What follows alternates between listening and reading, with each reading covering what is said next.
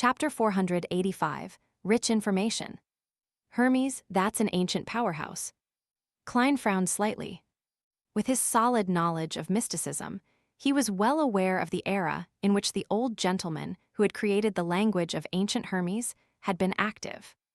That is during the second epoch when the giants ruled the land and the dragons soared through the skies. In a particular sense, he appeared before the god of combat and the Earth Mother in human history. In other words, even Little Sun, who didn't know the 7 gods before joining the Tarot Club, would likely know of the name Hermes. Yes, I should find a chance to confirm this using the world.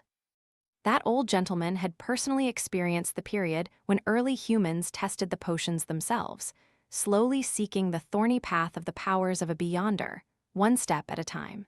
He had used Jotun and Dragonese as blueprints, and standing on the shoulders of the pioneers, he created a beyonder language that belongs to humans.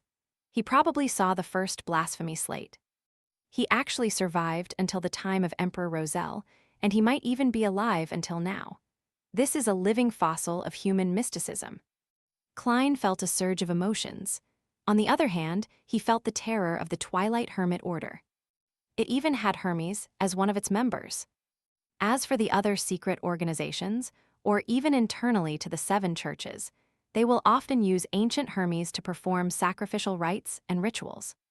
The Twilight Hermit Order is really high-end, grand, and of a high level. Klein couldn't help but sigh inwardly.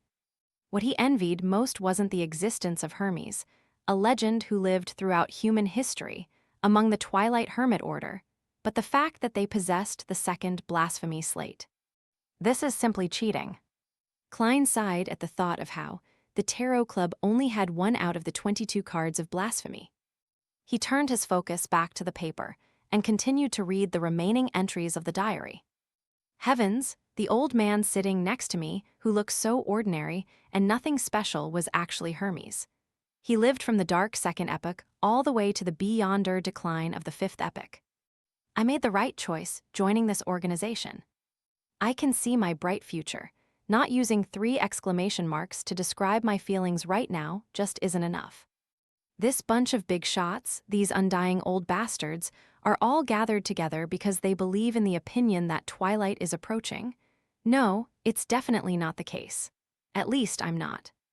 There must be people among them who passionately believe in those ideals, purely waiting for the original creator to awaken, hoping for the progress of history to develop to that node as predicted. Ha, according to my understanding, it's most likely not an awakening, but a resurrection. But there can't be more than half of those people. The rest are people having their own goals. Either they're ambitious like me, or they're just lurking snitches. Wait a minute, I thought of a problem. I quickly joined the gathering after I agreed to the secret invitation, but I didn't undergo any scrutiny. And although the person who called for the gathering said that the members of this gathering had their differences and had to vote for me to join, barely allowing me to join after a majority vote of 2/3, but that's not the point. The point is that they don't care if I believe in the idea that Twilight is coming, nor do they mind me having all sorts of thoughts. What are they relying on to determine that I won't bring harm to this organization? Could there be a high-sequence beyonder of the spectator pathway among them, one that reaches the level of an angel? He had created a secret psychological cue in me through my verbal promise without me realizing it, and that they're confident enough to discover the hidden malice of its members. That might be possible, but thinking about it makes me shudder. In addition, without permission, once the name of that organization is mentioned to the outside world, it will be immediately noticed. They even gave me a few examples of former members who were eliminated. Writing on paper or in a newly created language wouldn't do as well. Let me think. Sequence 2 of the spectator pathway is discerner, while sequence 1 is author. Who among them fulfills the corresponding traits? Yes, I have a preliminary suspect, the person who convenes the gathering. Yes, there's also sequence 0 of the spectator pathway. Its name is Visionary. But I don't believe anyone here has reached the level of a true god. Otherwise, there's no need to hide behind the scenes. Of course, they might have divine items at the sequence 0 level or the uniqueness of a particular pathway.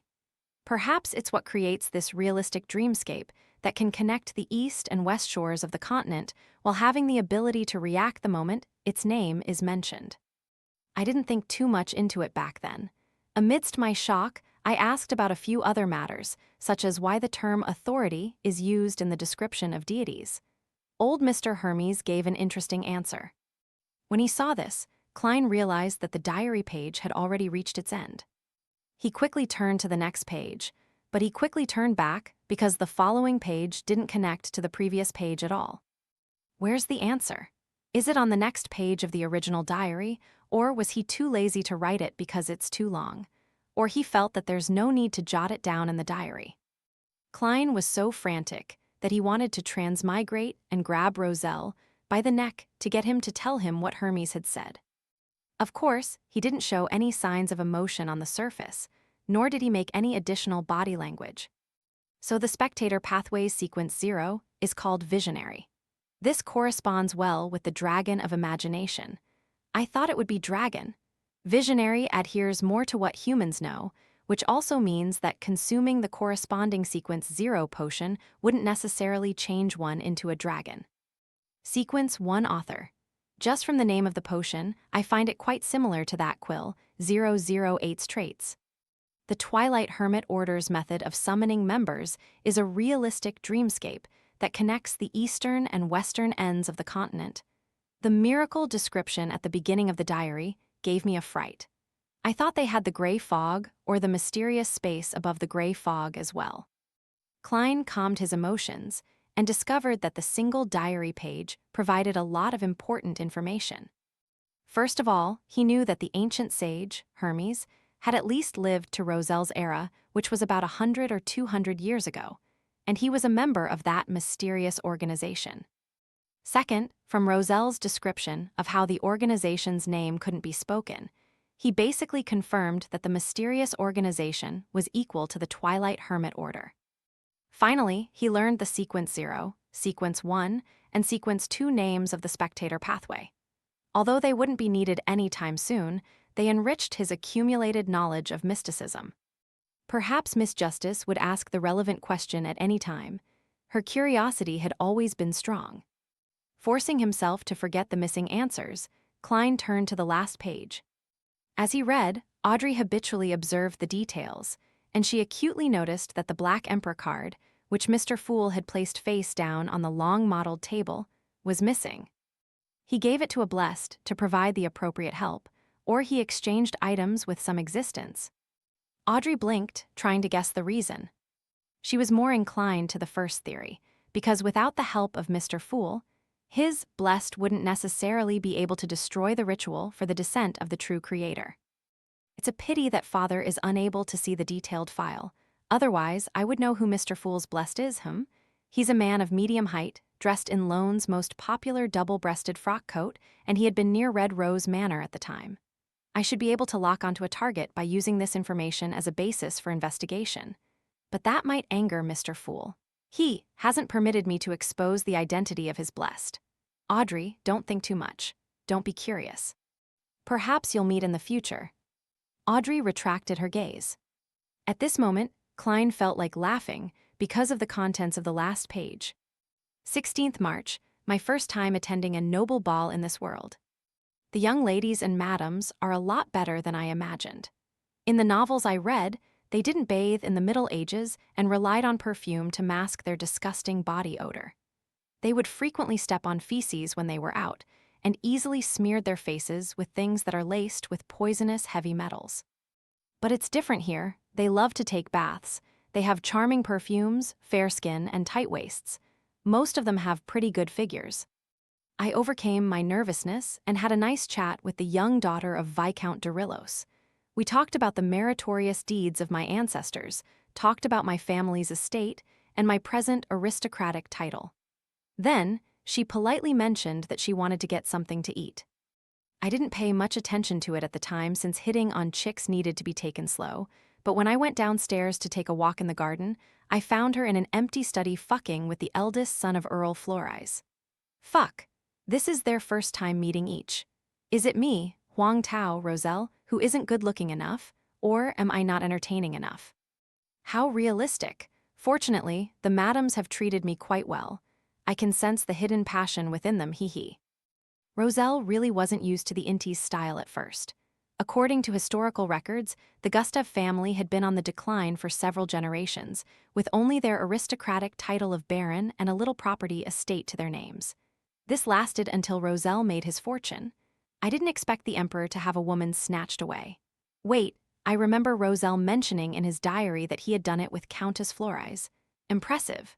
Impressive. Klein looked down at the 2 remaining diary entries. They were of no value and were accounts of Roselle's life in the manor. The entire content was him wanting to hunt, his missing of delicacies, as well as his hopes of obtaining beyonder powers and beautiful maidservants. Klein leaned back a little, allowed the diary pages to disappear from his hands, and said with a smile, "You may begin." Audrey immediately looked at the son, diagonally across from her. "Have you extricated yourself from the cycle?" Derek nodded honestly first, before bowing towards the end of the bronze table. "Honorable Mr. Fool, thank you for your guidance. It allowed me to find the key point of the Angel of Fate on the mural with the words Rose Redemption. It aided the chief in destroying the repeated cycle of fate." "What Angel of Fate? I don't know anything." The very puzzled fool, Klein replied with a smile, "Not bad." Author's note: don't be eager to say Dragon of Nightmare or Dragon of Imagination. It contains an important setting.